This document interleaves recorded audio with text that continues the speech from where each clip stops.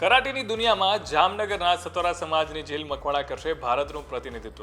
તાજેતરમાં ઉત્તરાખંડના દેહરાદૂનમાં યોજાયેલી કરાટે ઇન્ડિયા ઓર્ગેનાઇઝેશનની નેશનલ ટુર્નામેન્ટમાં જામનગરની પ્રખ્યાત લાયન્સ કરાટે ક્લબની ઝીલ મકવાણાએ ગુજરાત તરફથી રમીને ફાઇનલમાં ઉત્તર પ્રદેશને 5-0થી માત આપીને ઇન્ટરનેશનલમાં પોતાનું સ્થાન મેળવ્યું છે, જે જામનગર અને ગુજરાતનું દેશભરમાં નામ રોશન કર્યું છે. ઝીલ મકવાણા કે જે MS સ્કૂલમાં અભ્યાસ સાથે કરાટેમાં 42 વજન કેટેગરીમાં ભારતની એકમાત્ર જે કરાટેમાં 3 અલગ અલગ દેશમાં ભારતનું પ્રતિનિધિત્વ કરશે.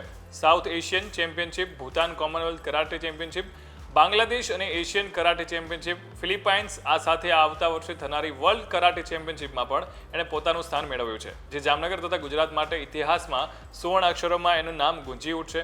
તેમજ એના પિતા અને કોચ તરીકે ફરજ બજાવતા સિંહાના નીતિશ મકવાણાએ આ મુદ્દે ખૂબ જ ખુશી વ્યક્ત કરી હતી. અને ત્યારે ઝીલનું શું કહેવું છે આ પરફોર્મન્સ બાદ, ચલો સાંભળીએ.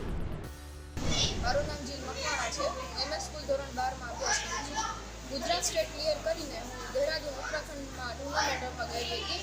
હું છેલ્લા 2 વર્ષથી આ ટુર્નામેન્ટ રમવા જાઉં છું અને આની પહેલાં ગઈ હતી ત્યારે આગલા વર્ષે સિલ્વર મેડલ મળ્યું છે અને આ વખતે ગઈ હતી તેમાં ગોલ્ડ મેડલ મળ્યું છે. અને હવે હું ભારતનું પ્રતિનિધિત્વ કરવા, ભારતને રિપ્રેઝેન્ટ કરવા બીજા 3 કન્ટ્રીમાં રમવા જઈશ. ત્યાં 35થી પણ વધારે દેશો ભાગ લે છે.